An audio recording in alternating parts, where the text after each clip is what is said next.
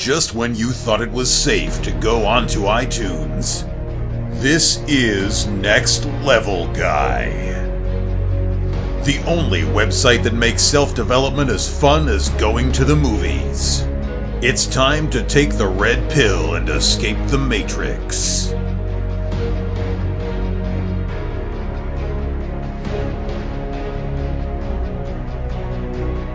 Hello and welcome to another episode of the Next Level Guy Show podcast. I'm your host, Ian Dawson-Mackay. Today's guest is one of the strongest bodybuilders and business moguls ever, Stan the White Rhino Efferding. In this episode, we discuss bodybuilding, business, and how you can build a dream body and find the true strength in all aspects of your life. But first, a quick word about our affiliates. Next Level Guy has some amazing deals with some awesome companies. To see the exclusive listener deals, discount codes, and special offers, simply go to www.nextlevelguy.com/affiliates. That's www.nextlevelguy.com/affiliates. You should pick up a copy of the Tools of the Titans book from Tim Ferriss. It's like an encyclopedia of success. The gorgeous protein powder from the Protein Works. The Jaffa Cake flavour is amazing. And some truly awesome Star Wars inspired kettlebells from those great people at onit.com. If you want to build some muscle and learn how to be great in the gym, you should check out The Lifting Lyceum by Greg Nichols and Omar Isuf. And if you want to pick up the ladies, have a look at The Natural by RSD Max and those people at rsd.com. All the show notes and more are available on nextlevelguy.com, and this episode is number 26. And now to the interview with the Rhino himself. Enjoy. Thank you very much for doing this. I really appreciate it. I've been a big fan for ages, but for somebody who doesn't know who you are, how would you define your story in a sort of little soundbite? Boy, I don't know. I tell you, I think first and foremost, it's just I've kind of been a blue-collar guy all my life, blue-collar athlete, blue-collar entrepreneur, and I just believe that consistency, time management, hard work has worked in my favor. Because I don't think I had any specific advantages, either physically or mentally, over the years that I could prey off of. I just had to work hard, and that's it. And that's what I preach. So what got you into bodybuilding and powerlifting? You know, was it just a love as a kid, or did something motivate you towards it? Yeah, just physically. I was a skinny kid. I wanted to have more muscle, and that's how it started lifting. I was a tiny little guy. I was 100 pounds in high school. I wrestled 98 as a freshman and sophomore, 106 as a junior, and 115 as a senior. And even when I got to college, I was only 135 pounds, and I couldn't even bench 135. So powerlifting was not even on the radar. I just started lifting weights because I wanted to look better and gain muscle. And then I associated size with strength, and so I always lifted heavy. And over the years, I got stronger and stronger. And by the time I, figured it out how strong I was, I started looking at competing in powerlifting. But it took 10 years from the time I started lifting when I was 17 to my first powerlifting meet in 1996 when I was 27. So you mentioned there that, you associated size with, with strength and power. What do you think makes a good man? What makes a great man, a powerful man? Well, nowadays I see more of a hybrid. I don't see one rep maxes as being as beneficial for hypertrophy. I understand the difference now after studying the science and experiencing it myself through trial and error. So, I don't think there's any one thing that defines a man in terms of his athleticism, because everybody's different, and that's why training needs to be different for everybody, whether it's powerlifting, bodybuilding, whether it's any competitive sport, football, basketball, anything, strongman, CrossFit, pro MMA fighters. They all train differently, and so I've learned over the years as I've worked with these athletes that you have to customize the program for the goal that you're pursuing. And what do you think makes a good man? Somebody that your kids can look up to away from the gym. What's your definition of a good man, like a role model? Well, strong mind and strong body, and certainly, treating other people with dignity and respect. And those are the examples that I try and set. I've got a 5-year-old daughter and a 3-year-old son. And I raised my stepson, who's now 18, from the time he was 2 years old. And, as being a role model, then you want to do, work hard and be consistent. That was always the thing that made me successful, is that I just kept stabbing away at it and kept practicing and trying. And so now, every day I get up and I exercise, and my kids see that, and so now they want to participate. I eat healthy. I don't keep a lot of crap in the house. I don't drink sodas and have a lot of sugar and white flour and stuff like that. And we don't eat a lot of, treats and candy and stuff like that very often. So the kids see that, it's not part of their daily regimen, so they build the discipline. And then, of course, I always understood that bodybuilding wasn't a career. And so I stayed in school, got a college degree, I got a job, I worked hard, eventually started some businesses, became successful as a result. And so now my kids, even at their young years, I've got them in Kumon, learning to read and to write even before kindergarten, and do math. And they understand the consistency of it. We do homework every day, at least 20, 30 minutes, 7 days a week. It's just something that we do. It becomes a habit, and that's kind of what becomes most important to be successful, is that you create good habits. And how can somebody start building that, the consistency and the habit of going to the gym? How would you take a complete beginner and get them into the gym and get them going on a good program? Well, the first thing I'd find out is if that's what they wanted to do. I've said before in my Rhinos rants that, what's the best exercise? The one you'll do. What's the best diet? And that's, the one that you'll do. So if I find out what they want first, then it becomes pretty easy. As long as you make it fun for them, then they'll do it. And so when I take somebody to the gym for the first time, I have to be careful not to make it, I hate to use the word too difficult, but I want to make it fun for them. I want them to enjoy the process. When I teach someone to squat, I worry less about all the variables and the techniques, and I worry more about, can I make this movement comfortable for them? Can I make them enjoy the movement? Because then they'll keep coming back and trying it again and again and again. Because over time, that's what's most important. Consistency, certainly more important than intensity. Long term, the tortoise and the hare story. It's a marathon, not a sprint.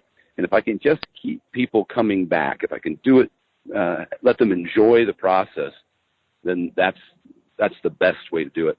So I take someone to the gym, and that's what they want to do, is get stronger. Then I find exercises that they like. I show them how to do them so they feel good.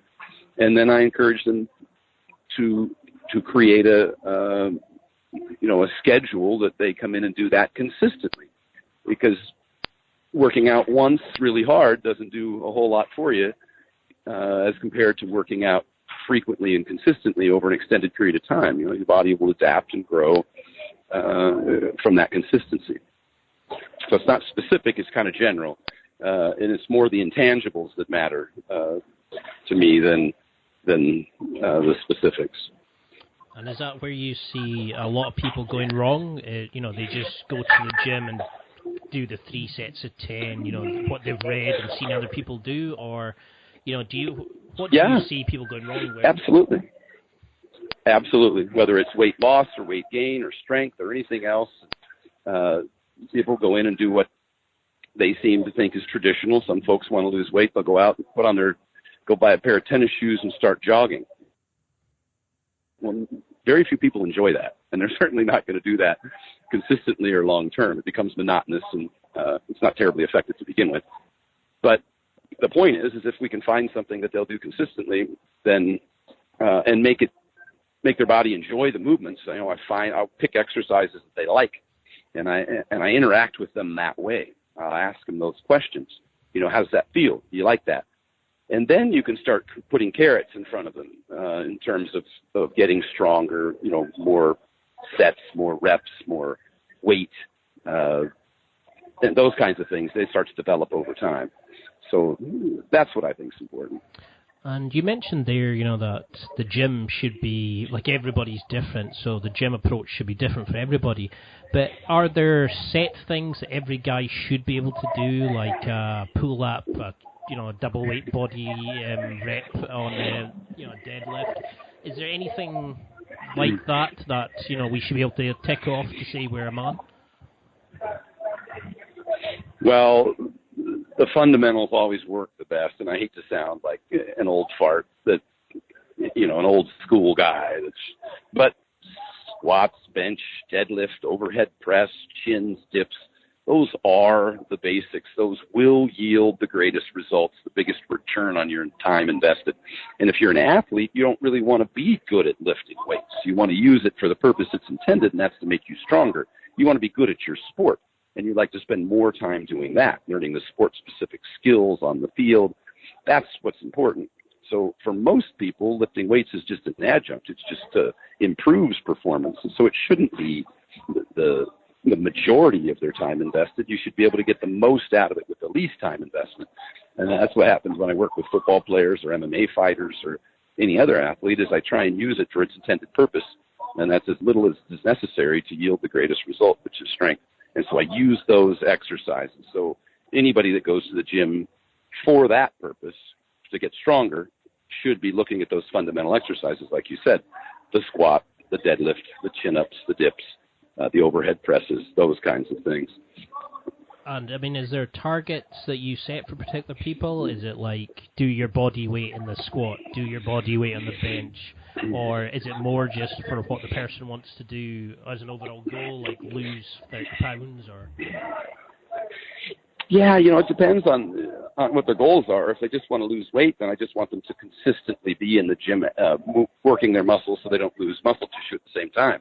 If they want to increase sports performance, then up to a certain point, you just want to get as strong as possible. And by that, I mean that you need to be strong enough. Sometimes once you reach a certain strength, the time necessary to get stronger may not be beneficial in terms of the benefit it yields. Just because you can squat, if you can squat 400 pounds, getting to 500 might not increase your sports performance nearly as significantly as the time necessary to get from 400 to 500. But if you're only squatting 135, getting from 135 to 400 is worth the investment and will yield a huge return in terms of sports performance. So, and also everybody has a different starting point. When I first started lifting, I couldn't bench 135, but all the frat kids that were in the gym were benching 225. And so, for me, it's not about going 0 to 100. If I can go 0 to 1, then I can get results. My people can start building muscle and building strength. The body doesn't respond by, overloading it to some extraordinary extreme. It stimulate, don't annihilate. The body responds just by a little bit of overload, and then the adaptation process will make you stronger and yield some hypertrophy results. So it's a gradual process for me.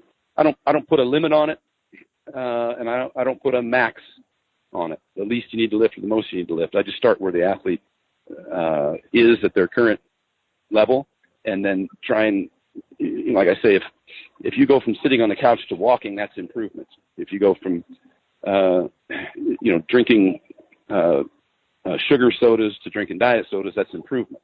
And so that's my goal, is to start with people where they're at and gradually build them get them where they want to be without overtaxing them, because then you might set them back. Some people might go to a training session, and I'll use the example of a CrossFit session. I've had so many people that would go in and the coach might overtrain them the first time, then they end up for the next 4 days can't even move their arms, trying to do too much. Same thing can happen in weightlifting. You just can't overtrain a beginner and expect them to be able to recover and come back and enjoy the process. So it's gradual. I've been there, heavy squat session, and then went and did laps in the pool and thought that was a smart idea. Yeah.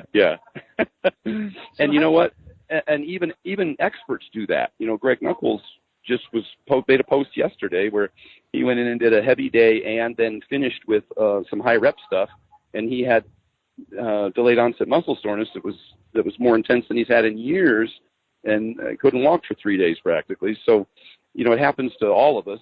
And sometimes you do need to take your body someplace that hasn't been before. Progress is going to stall out at some point. But for beginners, the goal is just to go in there and do a little more than you did yesterday or last week, and you'll continue to improve. So how serious does a beginner need to take this? Is it a case of just going to the gym consistently and worry about your diet and things later, or should you just start improving everything a bit as you go? Or? I think you improve everything as you go. I think you make small changes. What I've found is if you do too much too quick, if you change too many things too fast, that people have a hard time adhering to the program. And compliance is the number one reason that people drop off. They just aren't consistent. They don't stick with the program.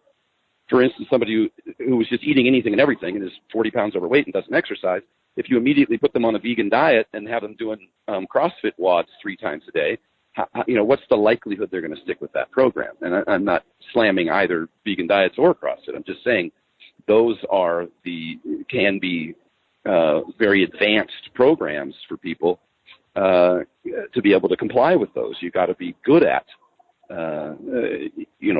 designing a healthy diet, and you got to be, I think physically prepared to do extreme workouts. And if you're not, then you're going to die out pretty quick. So I try and give them, like the example I made, the simplest program first. Maybe just, if you're sedentary, just take a 10-minute walk after each meal, each of 3 meals a day.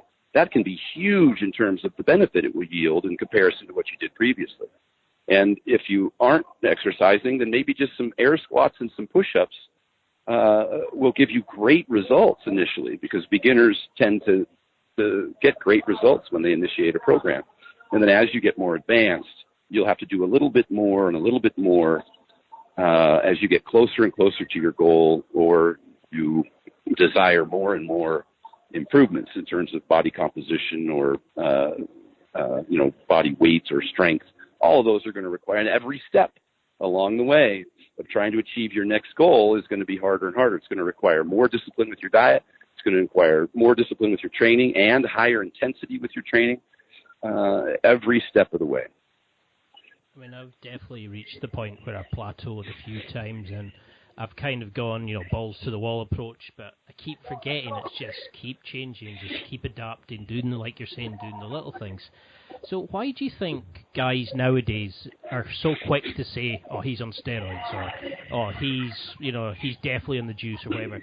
Why is it easier for guys to just make excuses of why they can't do that and why somebody's better than just, because when you grew up, you used the big guys as a kind of, I want to be like them, I want to beat them. Why are we so weak in that sense? Well, I got to tell you, first and foremost, because they're right. You cannot achieve what top athletes are doing with steroids, attempting to do that without. And so that's a fair argument for those people. It should not be a reason for them not to pursue their goals as hard as they can, but it's certainly a reason for them to not make I'm not saying it's making an excuse, but to recognize that the likelihood that they'll squat 900 pounds like I did naturally is probably not going to happen. So I think it's a legitimate statement to make. Now, where you go from there is up to you, whether or not you're still driven to be the best you can be as a natural athlete. I think that's great. I've worked with lots of natural athletes over the years. You can't do as much. You can't train as often and recover as well. You probably won't get as strong nor get as much hypertrophy. There will always be a difference between those two groups. And I respect those people who make that decision for themselves. But people who don't decide to be natural and do decide to use performance-enhancing drugs, that's their decision. Just like, someone might put their teenage daughter on birth control, or someone might be hypogonadal and need testosterone therapy just to feel healthy and not suffer from depression or erectile dysfunction, or just like a woman who's been through menopause might need thyroid, or who suffers from low, hypothyroidism, which is the most prescribed drug in America. I don't consider that cheating on any level unless an enhanced athlete is competing in a tested sport, which I think is reprehensible. I've never done that. I've always competed on a level playing field with people who were also enhanced and using performance-enhancing drugs, so I make no excuses for my choices. But understand that hormones are a very important part of the big picture. And I'll say this as well: if you're a coach training an aspiring individual, whether an athlete or whether it's just somebody who wants to lose weight or gain muscle, and you don't at least recognize the importance of hormones and hormone deficiencies in their potential to progress, then I think you're stealing their money. I ask my clients to get blood tests, and if they're hypogonadal or have hypothyroidism or have low iron or vitamin D for that matter, I recommend that they get that problem fixed, whether that means going to a doctor and get a prescription, or in many cases, whether that means just losing significant amount of body fat, improving their blood sugars, etc., getting better sleep so that their own system works better. At least I recognize that's a problem, and we're implementing a process to fix that problem. And it can be done with or without a prescription for some people, and others may just not be able to overcome hypothyroidism or hypogonadism, and will need testosterone therapy or thyroid therapy or any other number of medications to remedy hormone deficiencies, because it's huge. You cannot put muscle on somebody who's hypogonadal, and you are going to have a hell of a time taking body fat off of somebody who's hypothyroid. And it's going to affect them both physically and mentally. And so I think that it's important for coaches and trainers and doctors alike to recognize that as a problem and seek to remedy it, just as you would putting them on an exercise program, just as you would putting them on a healthy diet. You would need to also have them get a blood test and remedy deficiencies. And is this something that you can see on people without a blood test, or does it have to be seen in a sort of laboratory setting? I mean, there's some markers. There's some things you can look at if people aren't progressing. If you start them with a basic program and they just aren't losing weight and they are complying, which most of the time, if someone's not performing well, there's generally a personal responsibility or they're just not complying. Most of the time, I find that to be the case, because I don't want for people to run out and think that everybody has a thyroid problem or everybody needs testosterone. Very few people do, as a matter of fact. That's a very small percentage, and I think that often that can be used as an excuse. Or getting thyroid medication can be used as a crutch when you may not need it. So I'm not an advocate of doing that in the absence of a necessity. But if people aren't performing and they've tried everything else, I like to start with the blood test, but at some point you should recommend the blood test and see if there's deficiencies. If they're not performing, there's a reason, because 90% of people who go on a diet lose weight. It's just a fact. They do, regardless of the diet. Compliance is the problem. But 90% of people who do lose weight gain it back, and that's a compliance problem. That's the bigger issue long term, is whether or not people can be consistent over the long term. It's not a problem with the diet. It's a problem with the user. And most people tend to do as they've always done and go back to their bad habits. I see it with natural as well as enhanced athletes. I see it with people who try and lose weight naturally and those who go to hormone replacement clinics and try testosterone and thyroid. Compliance is usually the problem. And is it just a case of having a cheat meal too much or overestimating your portions, or is it just a case the willpower goes? What tips would you give somebody? It's a little of everything. It's a little of everything. It can be, when I design a program, I try and optimize everything. The best, the sleep, the meals, the exercise, the hormones, all of those things. I try and optimize all of those things for them. And then what happens is over time is, I might miss a couple hours sleep here. I might miss a workout there. I might miss a cardio session here. I might eat too much there. And those things tend to compound on each other, and then eventually the results start to slow or disappear, and then they just give up. We see this at HRT clinics all the time. I have a number of friends who own many of those, and they say the biggest problem is people come in and they get on the program, and they get great results for the first 30 days, but then they start not complying with certain aspects of the program. And that's why I like to use a tracking sheet. I encourage everybody that I train to use a tracking sheet and record how many hours of sleep you got, what you ate in the morning, how many meals you got, how many walks you took, when you exercised, how much food you ate, just a little checkbox thing throughout the day. And then over the course of time, you can see where you've fallen short. It works as a reminder, kind of to keep you honest.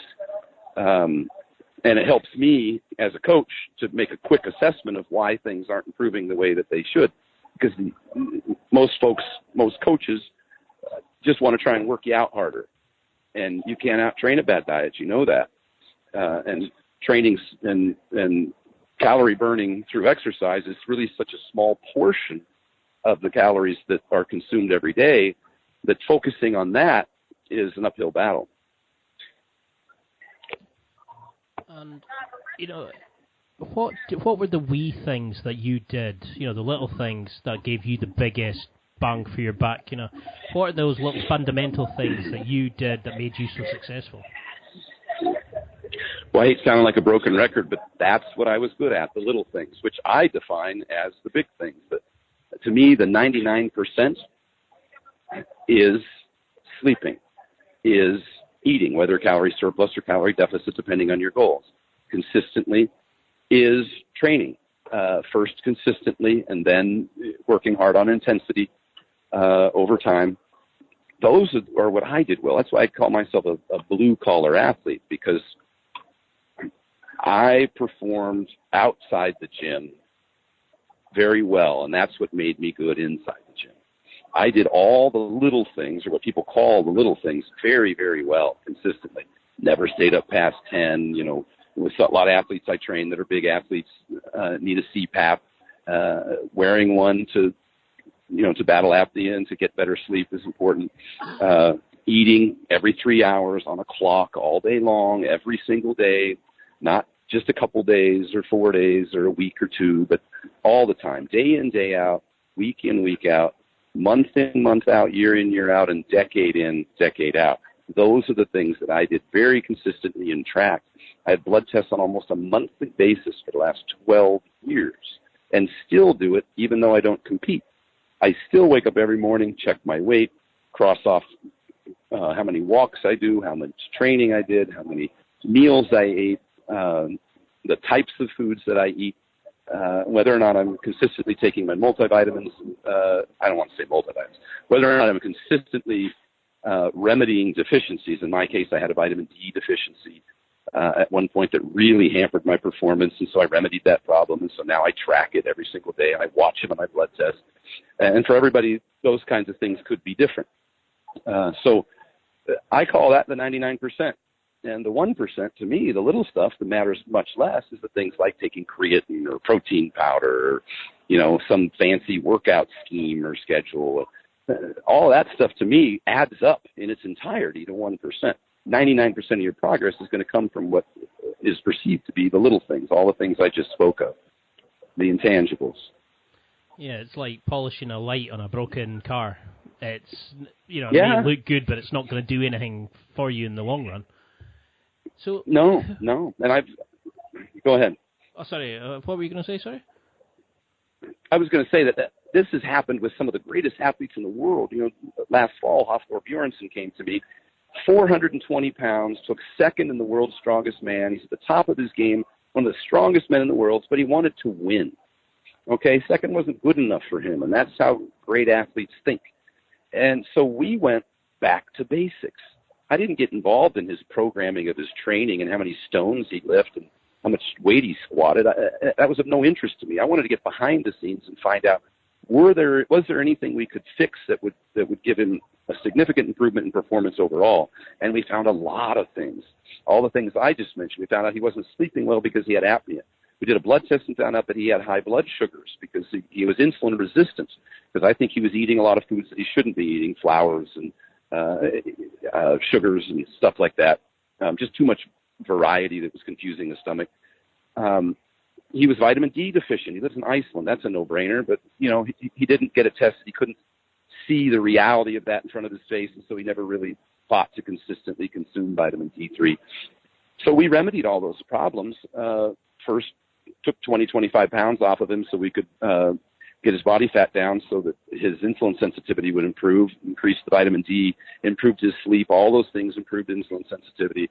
So now his nutrient partitioning improved. When he was consuming calories, they were being used to build muscle and to put, glycogen in the muscles, and instead of just being stored as fat, which is what happens when you're insulin resistant. And he went down to 395. We got him healthy and turned around and increased his calories, and I redesigned his diet such that the types of foods he was eating were more utilizable by him and didn't cause allergies, etc. And he went up to 440 and set all PRs for himself in the deadlift, set a world record in the I think it was the throw over the bar. It went from placing 5th or 6th as his best at the Arnold to placing 2nd to Brian Shaw this year, and then went on to the world's strongest man and beat Brian Shaw, which has been his goal. We know Eddie Hall won that the overall by 1 point, but nonetheless, his performance personally improved significantly from doing the little things. One of those other little things was with his travel schedule, and I find myself having to do this because I travel a lot too, is the logistics of planning those meals, getting places not too late so you can still get to bed on time, finding a hotel with a kitchenette in it, making sure that your food's there ready for you when you land, making sure you're hydrated well enough on an airplane, using sodium tablets where necessary or salty foods to keep you from getting dehydrated. All those things help with recovery. They help with your health, help with your performance. So those are the things that we fix, little things behind the scenes, something as simple as making sure you had a meal when you landed. And all those things add up. The whole is greater than the sum of its parts, and they improve his performance. And those are the things that I focus on as a coach. This is like why I'm such a big fan of yours. It's instead of being just one of those guys that say get in the gym 7 days a week. You're very articulate. You look at things very detailed, and you really break it down. And you look at the psychology of the athlete and how people train and that. But do you see, say, for example, the mountain, for the lack of a better word there, do you see him as somebody who's naturally good at this sort of thing? Or are there certain types of people that are good at bodybuilding and powerlifting naturally? Genetics reigns supreme. That's a given. And that's not within your control. And so I don't focus on that too much. Now, at the front end, you may choose your sport or your goal based on what you are more likely to be successful at. I say stay in your lane, stick with your strengths. My stepson is Samoan. My wife's Samoan.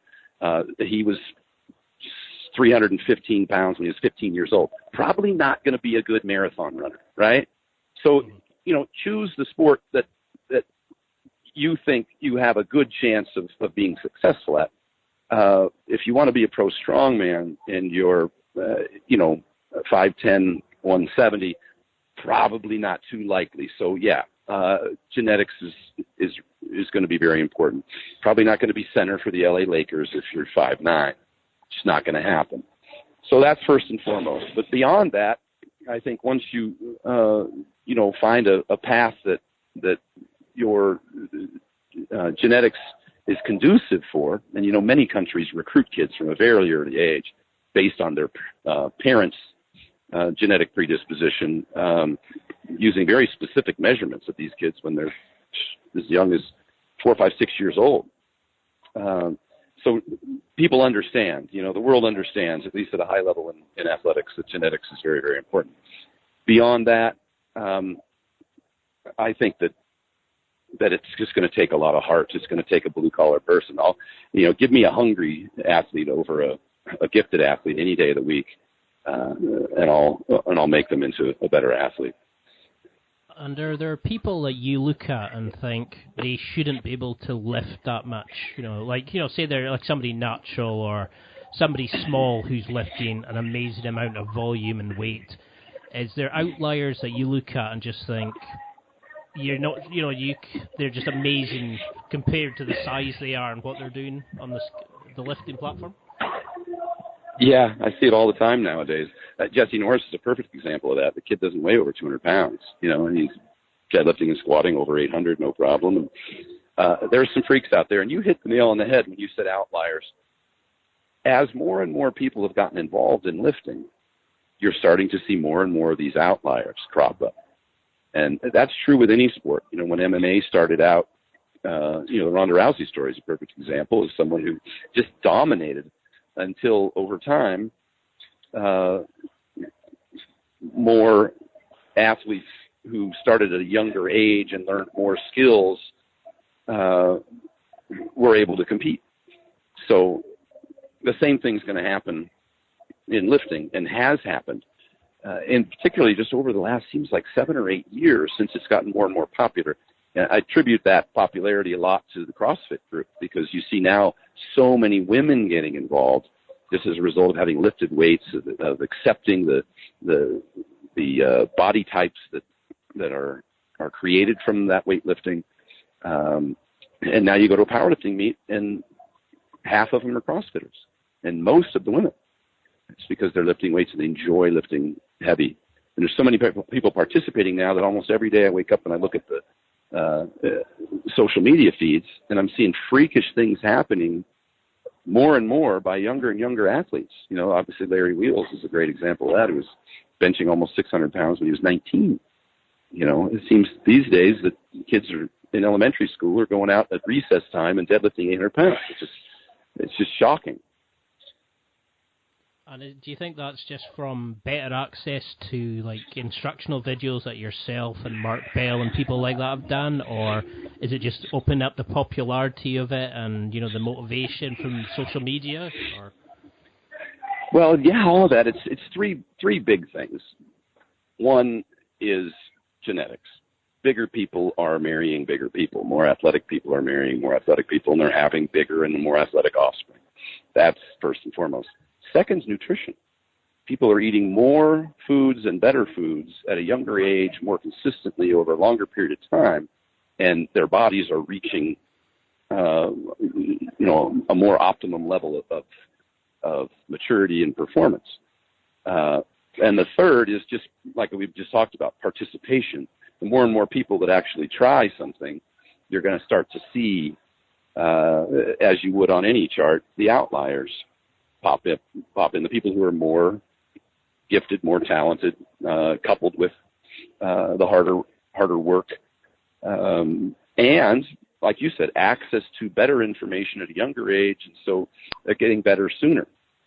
And all of that's happening, and it's happening in a very quick way now with the internet, in strength training overall, which is making better athletes across the board. And when you were younger, you studied psychology at university, is that correct? Yes, I have a degree in psychology from the University of Oregon. I also studied exercise science there. And do you think you've used that psychology sort of background in your business, your lifting and competing? I thought about that the other day, and yes, because one of the big components. And somebody asked me one time, what makes you a great athlete? And I said, I think it's the work ethic. Like I said, the blue collar portion of it, just being driven, the type A versus type B personality. And one of the biggest challenges I have is that, and I even had this with my stepson, living under the roof of an athlete and a coach, he just wasn't really interested in playing football. You can't motivate somebody to do something they don't want to do. And I see this in rehabilitation, drug addiction, everything that you come across in life. Someone has to have the motivation. They have to personally want to do it bad enough, and then be driven to do everything that they need to do, just to wake up in the morning having a desire to do the things necessary to reach their goals, whatever there may be. So, yeah, psychology is important, but I still don't think, and I can certainly motivate a motivated person or a driven individual, but it's really hard to help someone who is interested in helping themselves, or may just not have the passion to do what they've gotten themselves involved in for whatever reason. It's innate. There's nature and nurture, and I really think that drive, that type A personality, or maybe just finding that passion has to happen first. And how could somebody find their why to go to the gym? Like, for example, you used to play football and you wanted to put the muscle on, to compete better. But how could, say, somebody listening who wants to get in shape, no idea how to do it, how can they find their why to go to the gym? Well, I've found that if you want something bad enough, like you just said, if somebody wants to play football bad enough, then they'll do anything and be great and be an NFL ball player. They'll do anything necessary and try and optimize everything necessary to be the best. And that includes weight training. If somebody wants to be in shape and they really want that bad enough, it's not just a thought. It's not just, they weren't just inspired. It's 1% inspiration, 99% perspiration. Everybody wants something. They have these dreams or whatever all the time. They watch a movie, all of a sudden you're inspired or motivated to do something. But is that your dream? Is that really what you want more than anything in the world? Going to the gym isn't very difficult, a very difficult decision to make once you understand how important that can be to help you achieve your goal, because you'll do anything to achieve your goal. Going to the gym isn't the goal. Never, for most people, never was. Just bodybuilders, probably the only people that go to the gym, or powerlifters that go to the gym because that's their goal, is to lift weights. Most people do it because it improves their ability to reach their goal, which might be become a professional athlete, might be to have a great physique, any of those things. So it's just it's a tool for most people. And how deep into this does somebody need to go? Do they need to worry about things like drop sets and when to put belts on and all that sort of stuff, or creatine? Or can they just get a good body shape by consistently going, or you're limited by your genetics? Yes, you're going to be limited by your genetics to some degree. But if you want to maximize your performance, then you start with the fundamentals. You start with consistency, then you build into intensity, as we discussed. And then eventually, as you get closer and closer to your goals or want to make more and more changes, you got to pull out all the stops. Now, how important are those stops? Like you said, creatine or drop sets or all that stuff, they still add up to maybe 1%. But if you've gotten to 99% from your sleeping and eating and training hard, etc., and you want to get that extra little bit, none of that will ever take the place of the sleeping, eating, and training hard intensity. And you could probably do it without that, but as an adjunct, as sometimes as we say in this, as an accessory too. All of those things can be considered, and you might try them to see whether or not they provide you a benefit greater than someone else. But I often find that it's because you're deficient somewhere else that one of those things work. And I'll pick on creatine for a second. If you're not eating red meat and you're not taking in enough sodium, you're leaving an opening for creatine to work, because there's creatine in meat, and most of the effect of creatine has to do with intracellular water retention. So if you don't have adequate intracellular water retention because you're not taking in adequate sodium as an athlete, and you're not eating red meat, so you're not getting at least some creatine, then when you take creatine, you're going to get a significant benefit and think, oh my God, creatine is the bomb. Where in fact, you're deficient elsewhere. You didn't do the basics well enough. And so you are finding a significant improvement. And that applies to many, many, many, many things that you might think are extraordinarily beneficial, whereas the benefit might just be coming because you're deficient in the 99%. Does that make sense? Perfectly, yeah.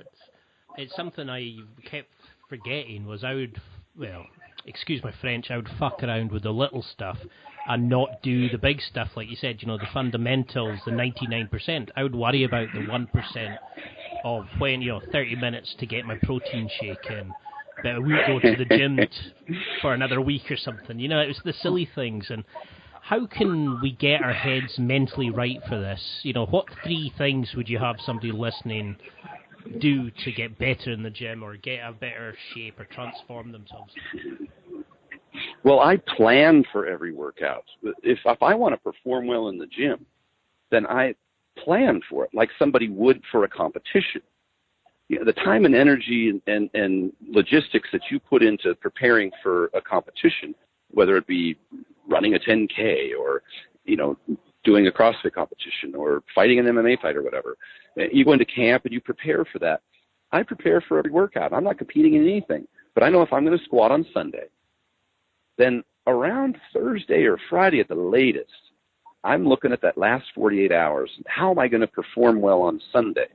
And then I pay attention to all of the fundamentals. I'm going to make sure I get every hour of sleep I can. I'm going to take my 20-minute nap. I'm going to make sure I get every single meal every 3 hours, and you know, my water, my hydration's good. I'm getting adequate sodium in. I'm going to make sure that I've done, say, maybe some of my mobility work, just moving my muscles so that they're totally recovered and I got a lot of blood, etc. And I'm not going to miss a single meal, a single glass of water, a single hour of sleep. And by Sunday, I'm prepared. And so that's the motivation for me. Those are I don't know if that's three things, and I don't even know if that's mental, because to me, action is more important than just thinking about it. So that's kind of how I back into the equation. If I want to do great on that leg day, then I need to be prepared to do great. And when you go into these sort of things, you know, does it really matter if you have 3 meals or 6 meals, as long as the food quality is good?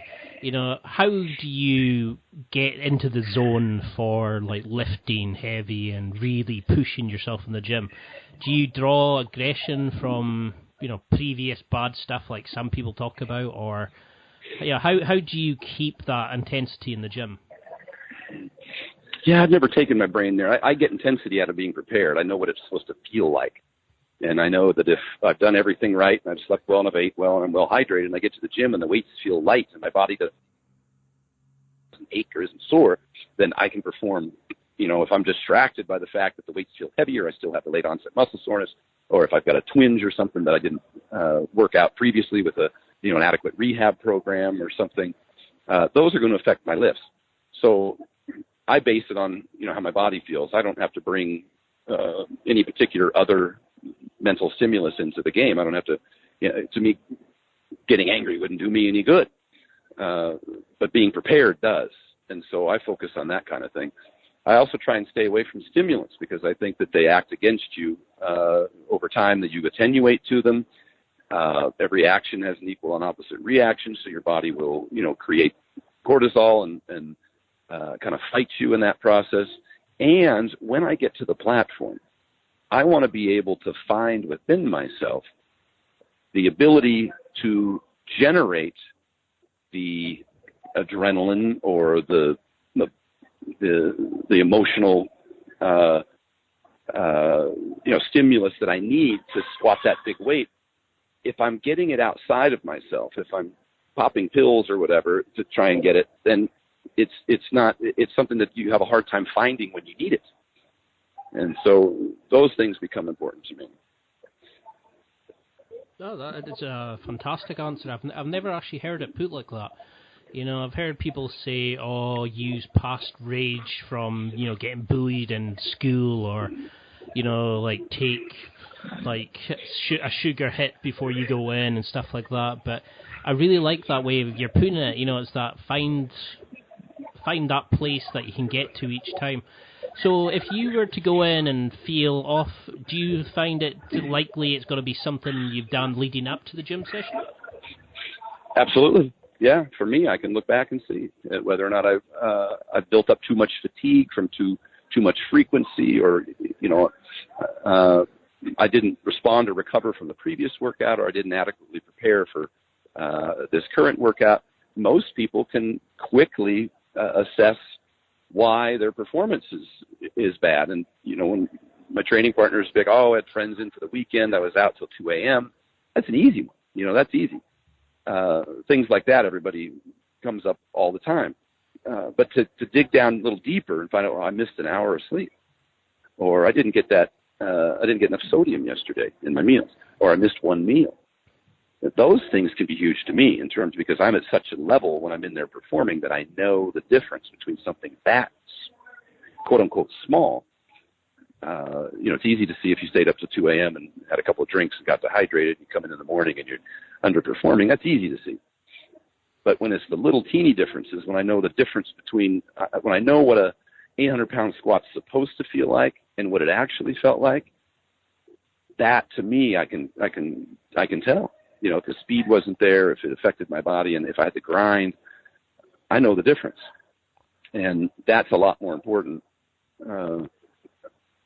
than just trying to emotionally psych yourself up.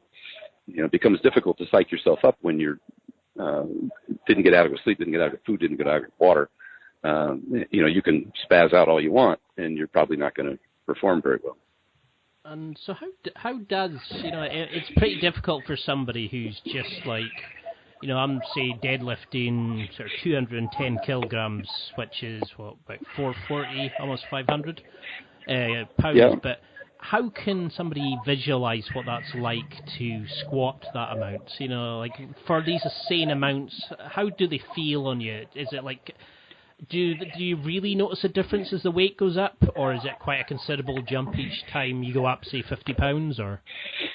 Oh yeah, you always notice, especially for a lifter that's been lifting for a while. You feel each weight is different. It's different on the central nervous system. The bar path might even change. If somebody's deadlifting and wants me to critique their form, and they're only pulling a 50% load, I can't help them very much unless their form's horrific. I need to see what happens. Where's the breaking point? At what weight does their technique start to fail, and in which way does it fail? So I know how to correct that. I know when I get to a certain weight when my lower back's going to pop out, and I don't mean that in a bad way. I'm just saying when it'll start to flex as it should not, and so I have to go about trying to work on that quote unquote weakness. And that's what the great coaches do. That's what, Westside Barbell's done so well, over the years, is identify those weaknesses, but you can't really identify them unless you're a beginner, at 50% loads. An advanced lifter is going to have to put some weight on the bar to start to see, how that extra weight affects their chain, what link starts to come out of place. And I'll say also, with respect to what I think about and how I prepare, it's like anything. The more you practice, obviously, the better you get. And, Eddie Cohn talked about this. He'll lift 135 exactly the same way as he will, 900. And that, what I mean is that his approach to the bar, the way he positions it, his breathing, his walkout, his setup, everything, so that it becomes, it's like a pro basketball player shooting a three-pointer. Kobe will go in at 4 a.m. in the morning and shoot 2,000 three-pointers. It starts to become something that's just innate for you. You don't have to think about it. And so when I'm doing a big lift, I don't really have to think about, the specifics, the mechanics of the lift necessarily. I've done it so many times that I can just focus on the intensity of the lift. My brother-in-law is a surgeon, does cleft palate surgeries, faciocranial surgeon. And, he was asked in an interview one time the very same question. What are you thinking about while you're in there? And he says, if I'm thinking, I'm probably not doing a very good job. He says, I just turn on the music and it's a delicate dance with me and my team. And I thought it was really interesting to hear that from a professional surgeon, that they do much the same thing. It should be, there shouldn't ever be anything that goes wrong. It should be very consistently the same thing, practiced hundreds and hundreds, if not thousands and thousands of times over many years.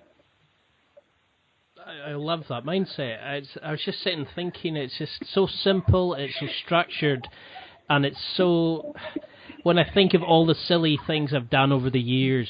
So how do you track this? Is it just a pen and paper, or do you use an app, or, how do you keep the, track of like your sodium, your meals, your water, etc.? Oh yeah, I go down to Target and get a graph paper, with all the little lines on it, right?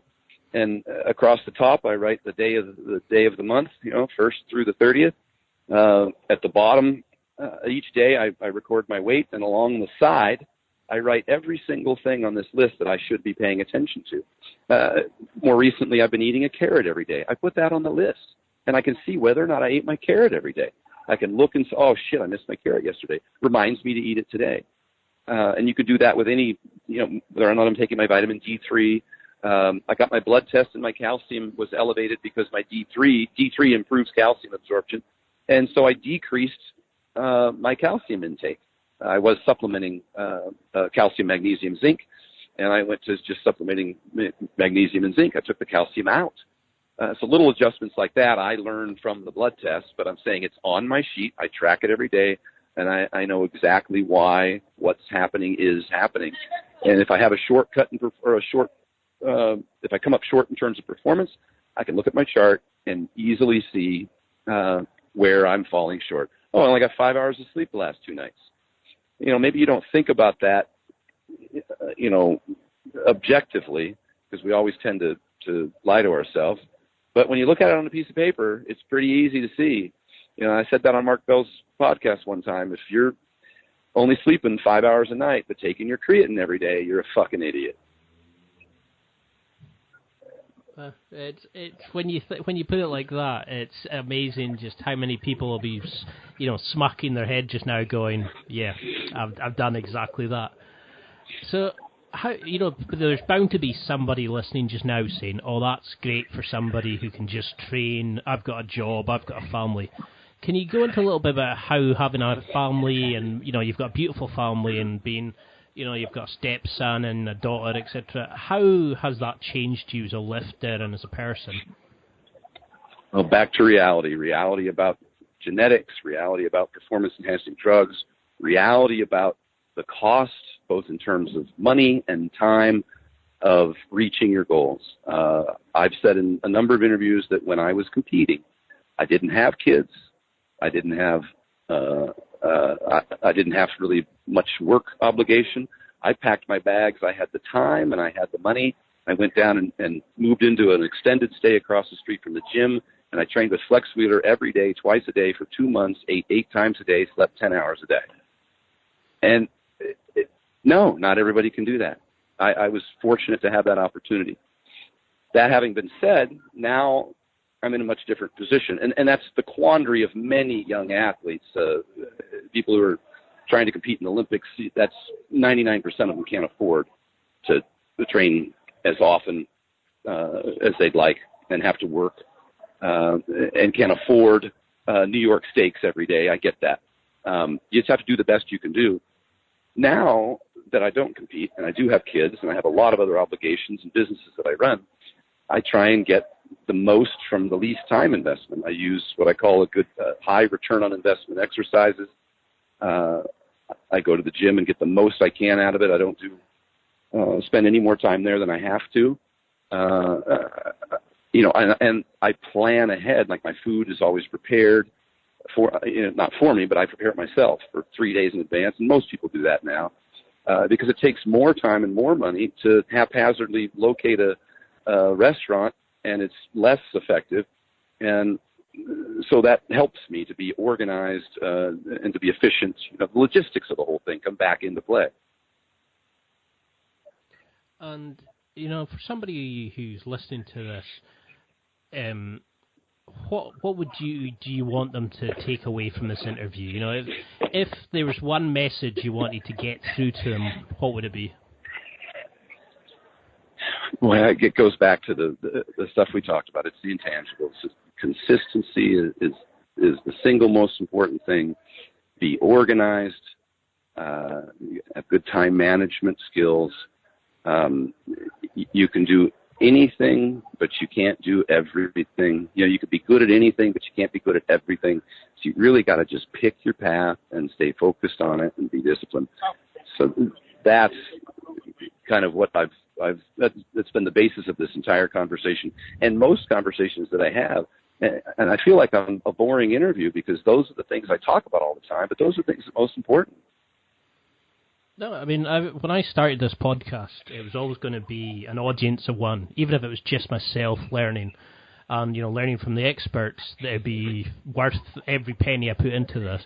But I think you've changed so many people's opinions and ways of training, and you'll definitely have helped a lot of people fix those silly, nagging things that have been holding them back in the gym and in life. So how did the cooler come about? You know, you've invented an awesome product there. Was that just something that you noticed that was missing from the gym, or was it something people noticed, or have you always had this kind of business acumen? Well, I've started and built numerous multi-million-dollar companies. I'm just as driven in terms of that as I am in bodybuilding. But the cooler specifically is I started training professional athletes way back in the early 90s. I worked with a number of football players from the University of Oregon who went to the Rose Bowl and subsequently went to about a dozen different NFL teams throughout the country. And one of the things that I was huge on was nutrition. These guys would train like crazy. They'd always train. But whether or not, they'd reach their goals depended on whether or not they'd eat enough, often enough, well enough. You can work out all you want, but you don't build muscle in the gym. And nutrition to me has always been the biggest piece. So I would actually bring their shakes with me to the gym because it was a waste of time. And I told them that. I said, all you're doing here today is breaking down muscle tissue. What are you doing to repair it? And so I would have to bring the drinks for them because they weren't disciplined enough to do it themselves. And so, many years ago, I was coaching, I was helping doing some strength and conditioning for a football team up in Northern California. And it was a really hot day. And they were having like 3-hour workouts.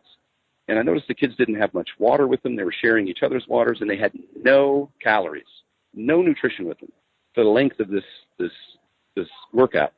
No sodium, no carbohydrates, no protein, no nothing. And that to me was huge. So I went down to Walmart and I bought a bunch of huge rolling coolers and ice and gallons of chocolate milk.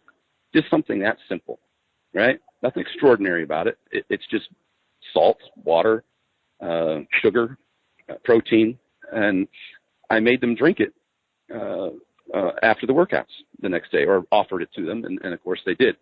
And then, told them then they can go home and eat. So that became important to me, and I thought, well, what would be a convenient way for these kids to have access to the water and have access to some sort of nutrition that could stay that would stay cold, that wouldn't be a perishable, that wouldn't get warm while they're out practicing on the field.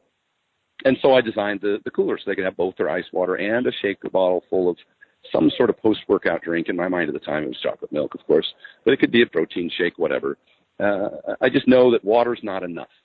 When LeBron James went down in the playoffs with cramps, that's not a water problem. That's a carbohydrate deficiency problem. That's a electrolyte deficiency problem. That's what that is.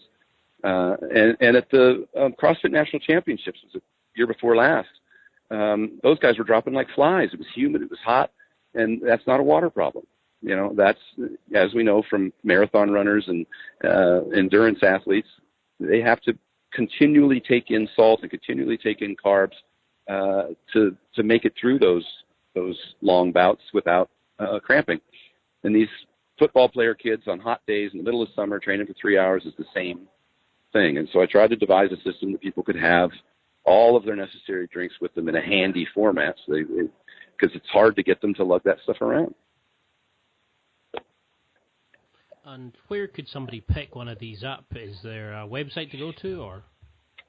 Yeah, my site, thecooler.com with a K. They can go there and just order them right off the website. I'll send them out. And do you ship over, is it worldwide yet, or is it just to the U.S.?